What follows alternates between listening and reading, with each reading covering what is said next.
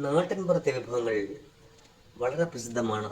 മീൻ പീര മത്തി കൊണ്ടും നെത്തോലി കൊണ്ടും ഇതുണ്ടാക്കിയെടുക്കാം. ഇന്നത്തെ നമ്മുടെ വിഭവം മീൻ പീരയാണ്. മത്തി ചെറിയ കഷ്ണങ്ങളായിട്ട് നുറുക്കിയത്, പുളി വെള്ളത്തിലിട്ടത്, വളംപുളി, തേങ്ങ ഒരു മുറി ചിരകി വെച്ചിരിക്കുന്നു. പിന്നെ ചെറിയ ഉള്ളി, മുളക്, പച്ചമുളക്, വറ്റൽമുളക്, ഇഞ്ചി, ഒരു തണ്ട് കറിവേപ്പില. ഇത്രയുമാണ് ഇതിന് ആവശ്യമുള്ള സാമഗ്രികൾ. ഇതിന് എങ്ങനെയാണ് ഉണ്ടാക്കിയെടുക്കുന്നതെന്ന് നമുക്കൊന്ന് നോക്കാം.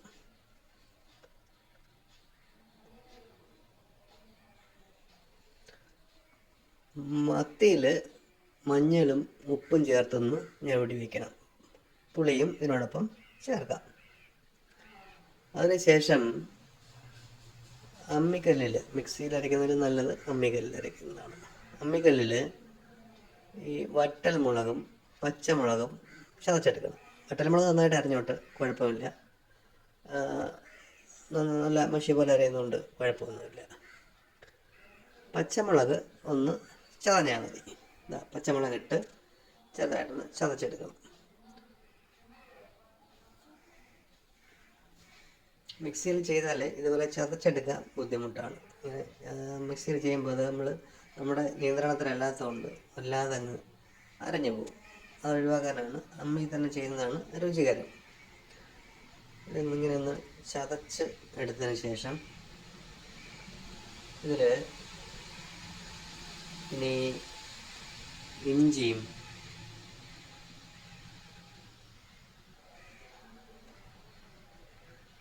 ഇഞ്ചി വരുന്നേ ഉള്ളൂ. ഇതൊന്ന് ചതച്ചിട്ട് നമുക്ക് ഇഞ്ചി ചേർക്കാം.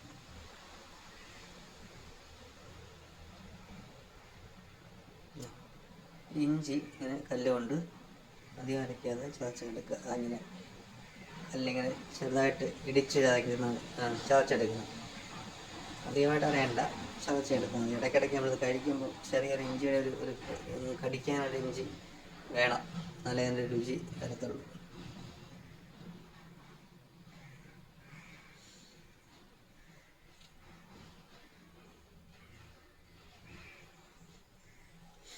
ഒരു 10-12 ചെറിയ ഉള്ളി, അതും ഇതുപോലെ ഒന്ന് ചതച്ചെടുക്കണം. ഒരു 15 വരെ ആകാം. 15 പൊരി കളഞ്ഞ് കഴുകി വൃത്തിയാക്കി എടുത്തിട്ട് ഒന്ന് ചതച്ചെടുക്കണം. ഇതുപോലെ ഇതൊന്നും മിക്സിയിൽ ഇതുപോലെ ചതച്ചെടുക്കാൻ പറ്റത്തില്ല. ഇനി ഈ തേങ്ങയോട് ചേർത്തിട്ട് ഒരു മുറി തേങ്ങ മതി. 1/2 കിലോ മത്തിക്കയുടെ ഒരു കണക്കാണ് നമ്മൾ പറയുന്നത്. മീനിൻ്റെ അളവ് കൂടുതലാണെങ്കിൽ അതിനനുസരിച്ച് ഈ ഇൻഗ്രീഡിയൻസ് കൂട്ടണം. ഇതിപ്പം 1/2 കിലോ മത്തിക്കയുടെ കണക്ക് പ്രകാരമാണ് പറയുന്നത്. ഒരു ചെറിയ കതിർപ്പ് കറിവേപ്പിലയും കൂടെ ഇതിൻ്റെ കൂടെ അരച്ചെടുക്കാം. ഇതൊന്ന് ചതച്ചിട്ട്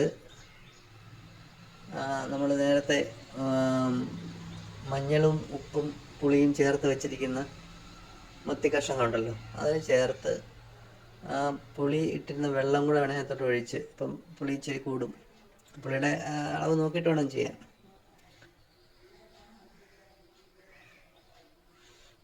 അതിനകത്ത് നേരത്തെ വെച്ചിരുന്ന മത്തിയാണിത്. വെട്ടി കഴുകി വൃത്തിയാക്കി പിന്നെ മഞ്ഞളും ഉപ്പും പുളിയും ചേർത്ത് വെച്ചിരിക്കുകയാണ്. അതിനകത്തോട്ട് ഇത് കംപ്ലീറ്റ് അരച്ച തേങ്ങയും ചുവന്നുള്ളിയും പച്ചമുളകും വറ്റൽമുളകും കറിവേപ്പിലയും കൂടെ അരച്ചത്. പെരുംജീരകം ചേർക്കേണ്ട കാര്യമില്ല, ജീരകം പൊതുവെ ചേർക്കാറില്ല. ലേശം വെള്ളം ഒഴിച്ചൊന്ന് കൂട്ടി യോജിപ്പിക്കണം നന്നായിട്ട്. വേണേൽ മഞ്ഞൾപ്പൊടി അല്പം ചേർക്കാം. അതിനകത്തോട്ട് അല്പം പുളിവെള്ളം കൂടെ ഒഴിച്ച്, നേരത്തെ ഇരുന്ന പുളി പിഴിഞ്ഞ് വെച്ചിരുന്ന വെള്ളം കൂടെ ഒഴിച്ചിട്ട് ഇത് തന്നെ അങ്ങ് അടുപ്പത്ത് വെക്കുക. ചെറിയ തീയിൽ വേണം വയ്ക്കാൻ. ഇപ്പോൾ ഒന്നര വലിയ തീയിൽ ഇരുന്നാലും പിന്നെ തീ കുറച്ചിട്ട് വറ്റിച്ചെടുക്കണം. കുറച്ച് നേരം തുറന്നാലും വെച്ചാൽ മതി. ഇതൊന്ന് തിളയ്ക്കുമ്പം തിളച്ച് ഇതിപ്പോൾ ഇടയ്ക്കൊന്ന് ഇളക്കി കൊടുക്കണം.